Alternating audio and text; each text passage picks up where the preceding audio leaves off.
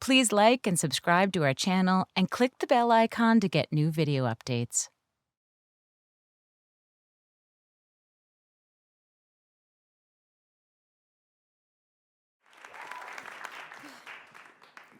As a kid, I was very carefree.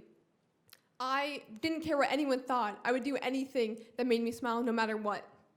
But out of all my numerous unique traits, and trust me, I had a lot, there was one in particular that stood out. When I was a kid, I would always play these games. And when I say games, I don't mean tic-tac-toe or I Spy like every other kid at that age was playing. These games were my own personal games for me and me only. Like, if I walked in a room, I could only leave if I left the way I came in. Or if I spun in a circle, I had to spin back around. And these games were so simple, but it satisfied this urge I couldn't quite put into words. Like, I'd be in my 5th grade dance class, and after everybody would do the spin choreography, I'd still be in the back trying to sneakily spin back around without getting scolded and labeled a delinquent in front of my entire class. It was like Simon Says. Well, if Simon Says was only played by one person, but still. Simon would follow me around during the day, giving me gentle nudges whenever he felt in the mood to play. And I never thought he was inconvenient. I was always able to brush these urges to the side if I really need to. Like, Simon Says, touch your nose. Simon Says, raise your hands. Simon Says, you did that terribly and you have to do it again until you get it right. This was something that I grew up with, so it was so normalized in my eyes, and I never saw any reason for me to scrutinize over it. Things started to change as I got older, though. And I know that 7th grade is just a year that people universally never want to think about ever again. But my 7th grade was especially significant, and I mean, Simon went crazy. He decided he was sick of these dumb children games, grabbed me by the collar and said, let's play. These urges that were once so menial were now becoming restrictions inhibiting my everyday life. My once perfect transcript in attendance was completely and utterly shattered, barely being able to get on my door without some new rule being added. Out of the 180-day school year, 52 times, I chose Simon over my own education. I knew that the words Simon was spewing at me were empty threats and nonsense, but that didn't take away from the fear and the fact that I had to listen to him. And in the end, it even got to a point where I wouldn't leave my room because I didn't want to play the game anymore. Obviously, my parents started taking notice that their once very peppy and honestly overly energetic child was now quite the opposite and decided it was time to get me professionally evaluated. I was brought to this building across town, and I walked into this waiting room. The walls were white, and the ceiling was white, and the chairs were white, and the carpet was definitely white at some point. Honestly, I don't want to know what happened to it. And in my head, I immediately started comparing it to what I thought isolation rooms looked like in mental hospitals. And despite it all, this is when the real panic started to set in. Why would my parents bring me here?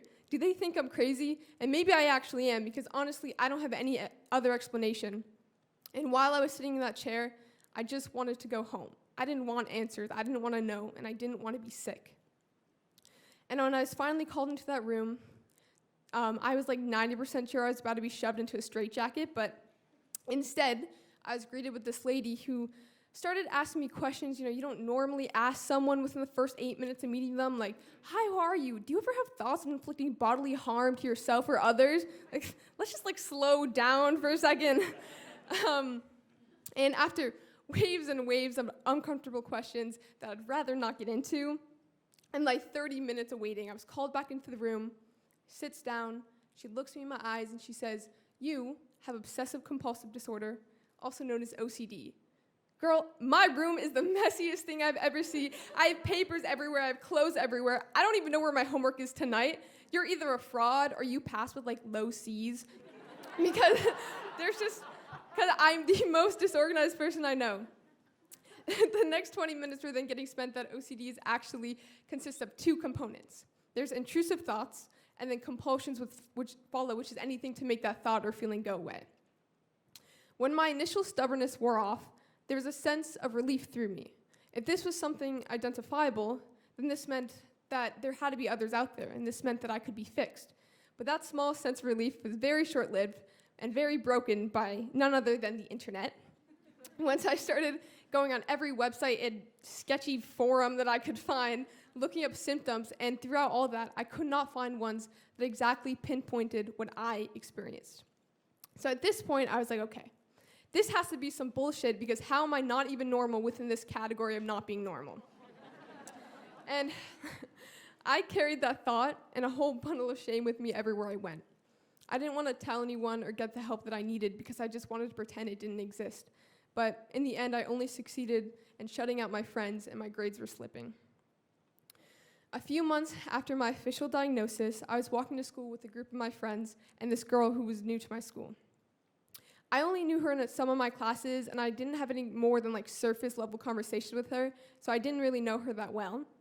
But I was dozing off in my head rather than engaging in whatever 7th graders talk about at 8 a.m. when I suddenly snapped back to reality when I heard someone say the word OCD. I was so startled that I initially thought people found out my deep, dark, and terrible secret that I instinctively asked, "Why are you talking about OCD?" in a much harsher tone than I intended. But before any of the girls had time to figure out whether or not I was being offensive, the new girl stepped in and she told me that she had exposure therapy later for her OCD. That was a big moment for me. The rest of that day consisted of a lot of self-control, trying to contain myself from running up and shaking her and being, me too, I had that too. But instead I had to wait very patiently throughout my day, which I'm not patient, okay? You have to understand that. And when the final bell rang and school was over, I was able to pull her to the side and have her be the first person I ever willingly told about my diagnosis. We were able to open up and rely on each other, and even though her OCD was very different from mine, just knowing that we weren't alone meant so much, because reading a statistic online is so different from experiencing it. She helped me feel comfortable accepting the things that I couldn't control, and she pushed me to get the help that I needed. Even though it was a really long process, now I'm even at a point where I can think back and smile. And the truth of the whole matter is that there isn't a way to beat the game. You just have to accept the fact that if you and Simon are going to be spending this much time together, you have to learn how to get along. Thank you.